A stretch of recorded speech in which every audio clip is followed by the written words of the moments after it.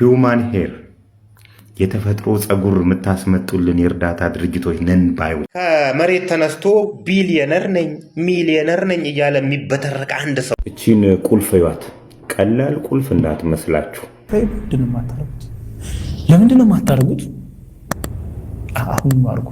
ተመልካቾች በመግቢያ ላይ ያያችሁትን የአዎንታ በርሲሳ አስገራሚ ቪዲዮዎችን ይዤላችሁ መጥቻለሁ። በመግቢያ ላይ ያያችሁትን አንድ ባንድ ማስቀኛችሁ ይሆናል።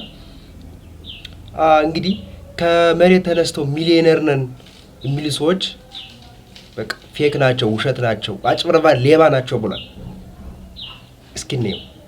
ከመሬት ተነስቶ ቢሊየነር ነኝ ሚሊየነር ነኝ እያለ የሚበተረቅ አንድ ሰው በዚህ ሶሻል ሚዲያ ላይ ካያችሁት በእኔ ይሁንባችሁ፣ ይሄ ሰውዬ አጭበርባሪ ሌባ ነው። አንዳች ነገር ከእናንተ ላይ ፈልጓል። ሲጀምር እነዚህ ሰዎች ጅላንፎ ጅል ናቸው። ምንድን ነው ጅልነታቸው መሰላችሁ? በዚህ ዘመን የአንድን ካምፓኒ የአንድን ሰው ለመንግስት የከፈላትን ግብር ብቻ በማየት ያ ካምፓኒ አለኝ የሚለው ካምፓኒ ያለውን ካፒታል ማወቅ ይቻላል። ምንም ችግር የለውም። ፎርብስ መጽሔት ለምሳሌ በየአመቱ ባለሀብቶች ደረጃን ያወጣል። ይሄ ደረጃን እንዴት ነው የሚያወጣው? ሰዎቹን ባለሀብቶቹን እኮ ጠይቀው አይደለም፣ የከፈሉትን ግብር በማየት የካምፓኒዎቹን ካፒታል ያወጣል ማለት ነው። ካፒታሉ ይታወቃል። ኢትዮጵያ ውስጥ ግን እንደዛ አይደለም። ብዙ ባለሀብቶች ኢትዮጵያ ውስጥ ካፒታላቸውን ማሳወቅ፣ አርቲስቶች እድሜያቸውን ማሳወቅ ይከብዳቸዋል። አርቲስቶች እንኳን የራሳቸው ጉዳይ ነው፣ ያው እምቢ አላረጅም በማለት ነው። ባለሀብቶቹ ግን ክሊር የሆነ እንትን አልነበረም አመጣጣችን። አሁን ላይ የተስተካከለ ቢሆኑ የግብር አከፋፈላችን ትክክል አልነበረም። ካምፓኒው ከተጀመረ ጀምሮ አሁን እስካለበት ደረጃ ድረስ ስቴትመንታቸውን ለመንግስት የከፈሉትን ግብር እያየን መተን አሁን የደረሱበትን ካፒታል ብናይ በጣም ሰፊ ዲፍረንስ አለ። ሰፊ ዲፍረንስ። ለዛ ነው ካፒታላቸውን ማሳወቅ የማይወዱት፣ አይታወቅም ጭምር። ሀብቱ ጤናማ አመጣጥ አይደለም የመጣው። መንግስት የሚፈልገውን ግብር እየተቀበላቸው ይሄን ያህል ካፒታል አለ ከየት አመጣኸው ሌላውን እያላቸው አይደለም የመጡት። ለዚህ የየራሳቸውን ድርሰት ይደርሳሉ። እንቁላል ሲሸጥ ነበረ ምናምንቴ ብለው ትርክታቸውን ይተርኩና ይመጣሉ ማለት ነው። ይሄን ኤክስፒሪየንስ ነው እነዚህ ሰዎችም አሁን ሚሊዮነር ነኝ ቢሊዮነር ነኝ የሚሉት። በዚህ መጥቼ በዚህ በኩል መጥቼ ፈርኒቸር እንትን ብዬ ምናምን ይሄው እነዚህ ሰዎች ምንድነው የሚፈልጉ?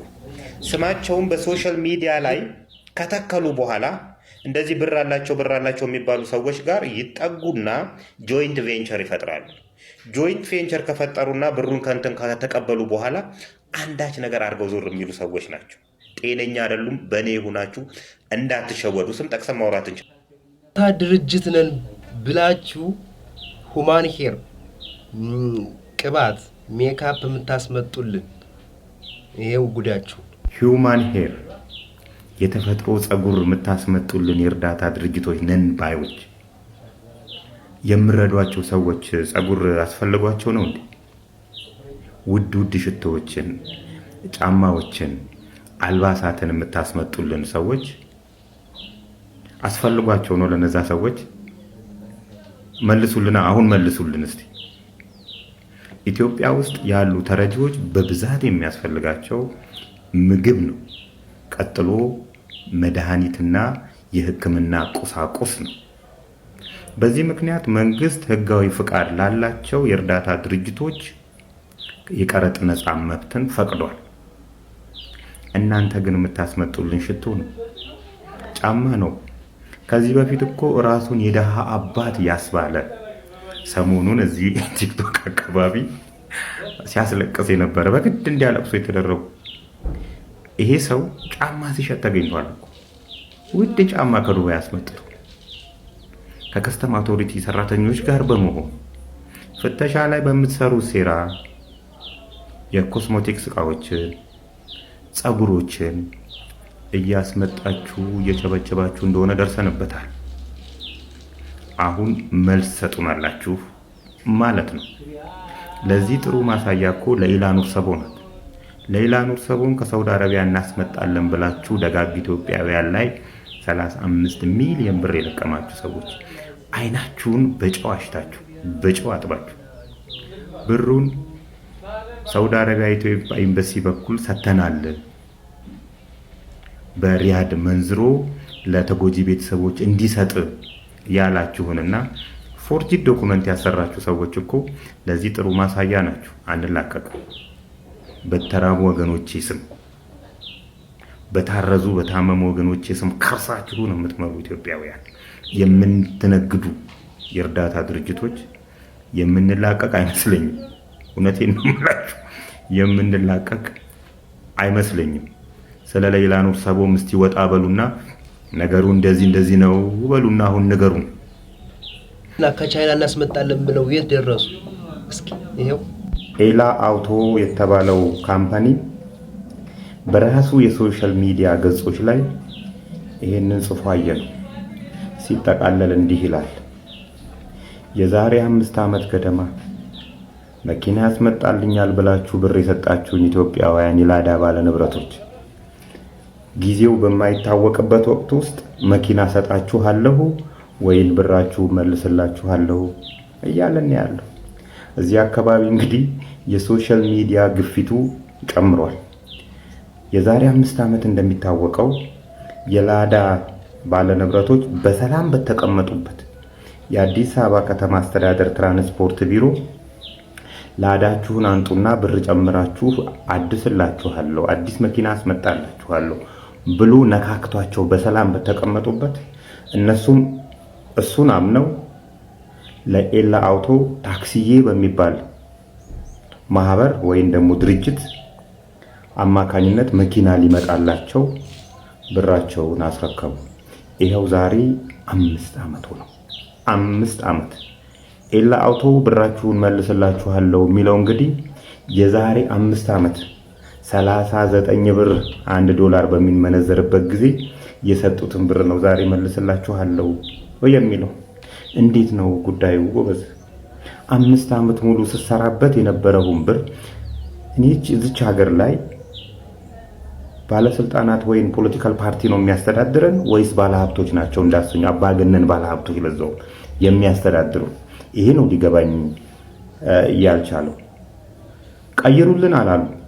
ራሱ የከተማ አስተዳደሩ ታክሲያችሁን በኤሌክትሪክ ልቀይርላችሁ፣ በዘመናዊ መኪና ልቀይርላችሁ ነው ያለው ራሱ የከተማ አስተዳደሩ ነው። የከተማ አስተዳደሩን ትራንስፖርት ቢሮ አምነው ነው እንግዲህ ለዚህ የሰጡት። ቢያንስ የቀረጥ ነፃ መብቱ ሲከለከል ኤላ አውቶ ምንድነው ጉዳዩ ብሎ ጣልቃ አይገባም እንዴ? ዝም ነው። ዜጋን ይሄን ያህል ብር በዚህ የላዳ ባለ ንብረቶች ላይ ሀብታም ያልሆነባቸው ሰው የለም። ሁሉም ይነሳል፣ መኪና አስመጣላችኋል ይላል።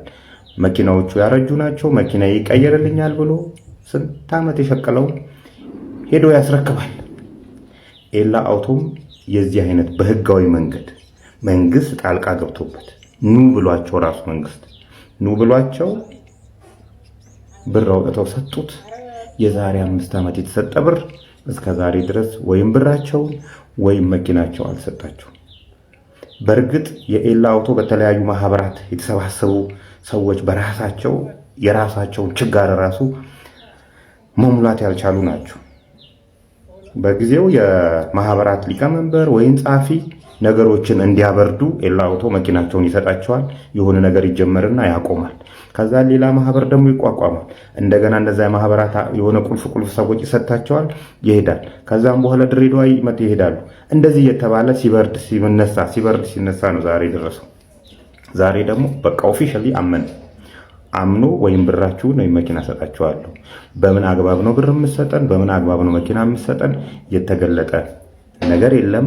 የደሃ ንብረት ነው። የምታረገውን ነገር አርግና የአዲስ አበባ ከተማ አስተዳደር ትራንስፖርት ቢሮ በዚህ መሃል አንተ ስለሆንክ ይሄን ነገር ያረከው ጣልቃ ግባና የምታረገውን ነገር አርግ። ቪዲዮ ይሄን ይመስል ነበር። በቀጣይ በእንደዚህ አይነት ሪአክሽን ቪዲዮ እስከምንገናኝ በያላችሁበት የዓለም ዳርቻ ሰላማችሁ ብዝት ይበልልኝ። ቻው ቻው።